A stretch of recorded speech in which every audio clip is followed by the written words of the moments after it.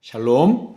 오늘도 성경 일독 말씀 묵상 함께 하시는 성도 여러분, 주님 이름으로 환영합니다. 찬송가 310장 하나님의 은혜로 찬송하겠습니다.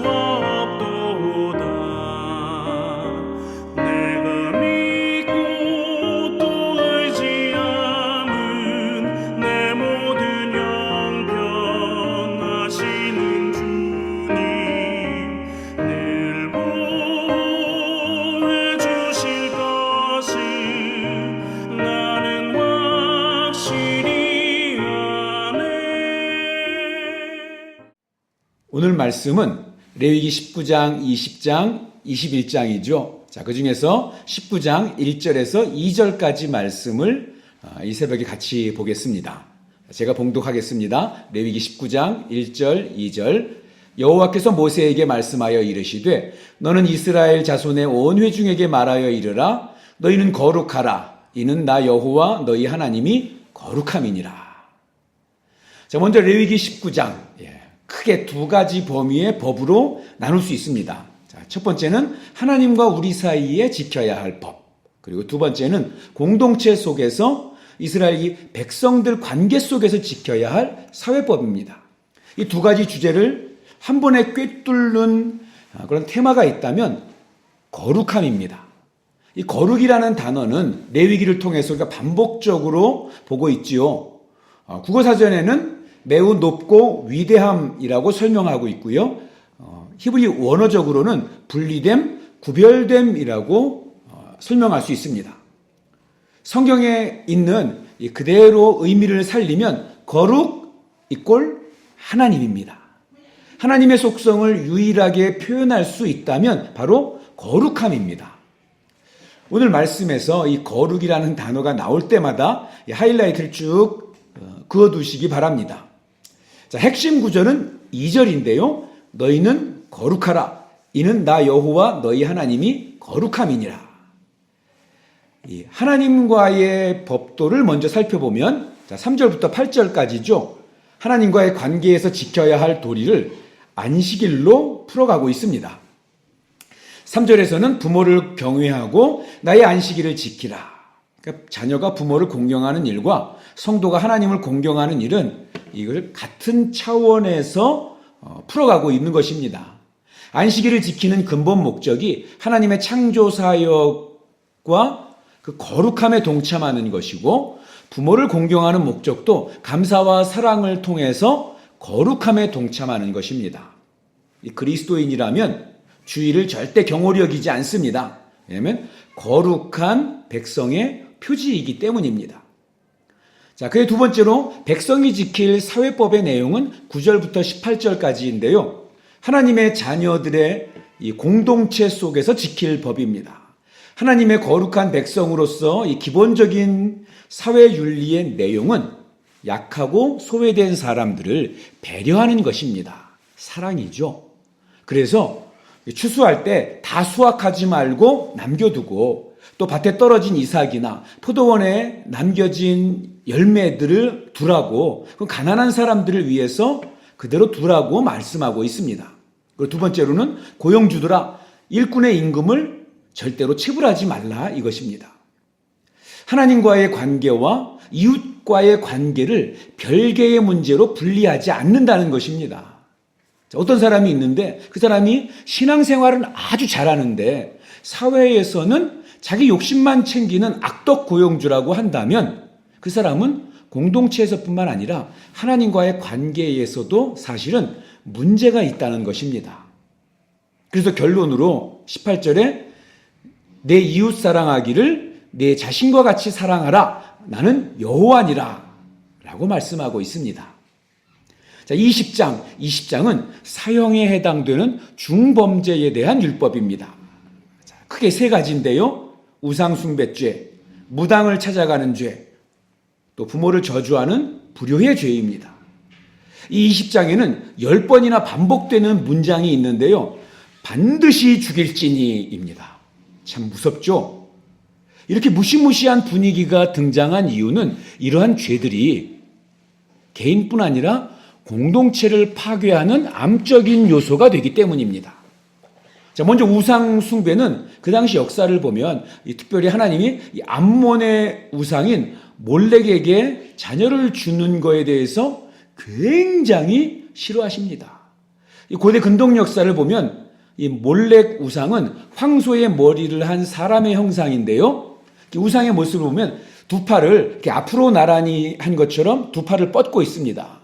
그리고 밑에 이렇게 불을 피워서 뜨겁게 만들어 두고요. 여기에 희생 제물로 자기의 아이를 올려놓아서 불로 태우는 인신 제사를 드린다고 합니다. 끔찍하죠. 하나님이 제일 싫어하는 그 우상의 모습 중에 하나입니다. 그런데요, 만약 누군가 이러한 제사를 지내는 것을 보고도 가만히 있으면 방조죄가 추가가 됩니다. 혹 같은 공동체 안에서 이걸 알면서 침묵하고 있거나 금지하고 말리지 않으면 동일한 형벌을 받게 하신다는 것입니다.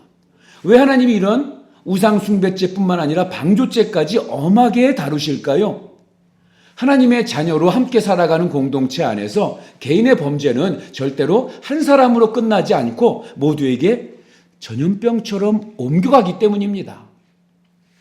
점장이를 찾아가는 것도 마찬가지인데요. 무당과 점장이를 찾아가는 문화는 여러분 현대사회에도 이미 타로 카드나 뭐 여러 가지 점치는 문화가 젊은 세대에게 요즘 얼마나 친숙하게 다가가 있는지 모릅니다. 물론 심각하게 생각하지 않고 그냥 재미삼아 장난스럽게 생각할 수도 있습니다. 그런데 그게 더 문제예요. 연초가 되면 방송의 예능 프로그램에서 연예인들이 점치고 운수 보는 일을 굉장히 장난스럽게 가볍게 이렇게 다루고 있습니다. 그래서 굉장히 친숙하고 재미있게 보여주죠. 여러분, 이런 것이 문화 속에서 이런 걸 우리가 장난처럼 쉽게 접하게 만듭니다. 그러니까 우리 공동체가 사회가 하나님 중심이 무너진 결과입니다. 데살로니가전서 5장 22절에 악은 어떤 모양이라도 버리라 이렇게 말씀하고 있습니다. 여러분, 절대로 장난으로라도 이 우상숭배, 점쟁이 가까이 하는 거 장난으로라도 가까이 하시면 안 됩니다. 자, 21장에는 제사장 직무에 대한 정결 생활을 다루고 있습니다. 자, 총 4가지라고 할 수 있는데요. 이 제사장으로서 시체와 관련해서 또 가정생활에 대해서 부정한 결혼에 대해서 그리고 마지막으로 신체 조건에 대한 규례입니다. 제사장은 죽은 자와 거리두기를 해야 했습니다. 구약에서 시체 접촉을 금지하고 있는데요. 왜냐하면 시체는 죽음이 남긴 흔적입니다. 이 죽음이라는 것은 죄의 저주로 만들어진 것입니다. 죄와 죽음은 생명의 반대입니다.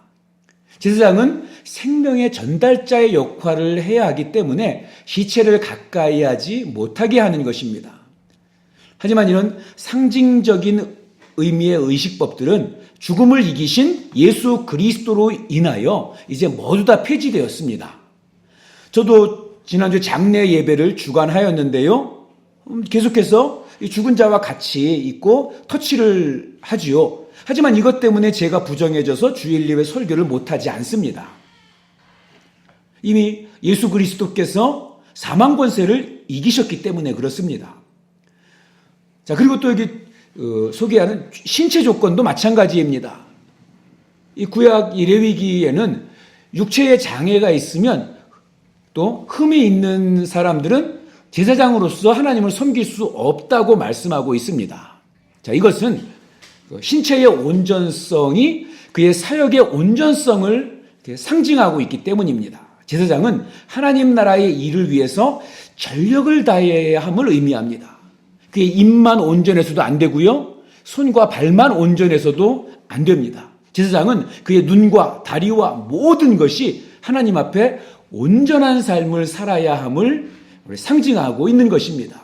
그러니까 중요한 것은 그 정신이죠. 저와 여러분은 하나님이 부르신 왕 같은 제사장입니다. 그렇기 때문에 우리를 흠과 티가 없이 거룩한 자로 날마다 우리는 자신을 돌아보며 성화되어야 합니다. 자, 결론입니다. 율법이 말하는 거룩한 사람이란 하나님을 사랑하고 이웃을 사랑하는 것입니다. 거룩한 사람은 자기가 가지고 있는 달란트와 능력으로 사회적인 약자와 연약한 자들을 돌보고 섬기는 사람들입니다. 이것이 참된 이 시대의 제사장이고 이 시대의 하나님의 말씀을 지켜나가는 신실한 하나님의 백성들입니다. 기도하겠습니다. 살아계신 거룩한 하나님, 죄 많고 허물투성이인 저희를 하나님의 거룩한 자녀로 삼아주심을 다시 한번 감사드립니다. 오늘 우리에게 허락하신 이 하루를 하나님의 말씀에 순종하며 그 말씀을 준행함으로 거룩한 자녀답게 살아가도록 인도해 주시옵소서. 하나님 아버지, 우리를 하나님 섬기는 왕같은 제사장으로 불러주셔서 감사합니다. 내 삶의 자리가 어느 곳이든 믿음과 충성으로 섬기게 하여 주시옵소서. 나의 삶의 자리가 하나님이 임재하시는 거룩한 성소가 되기를 간절히 소원합니다.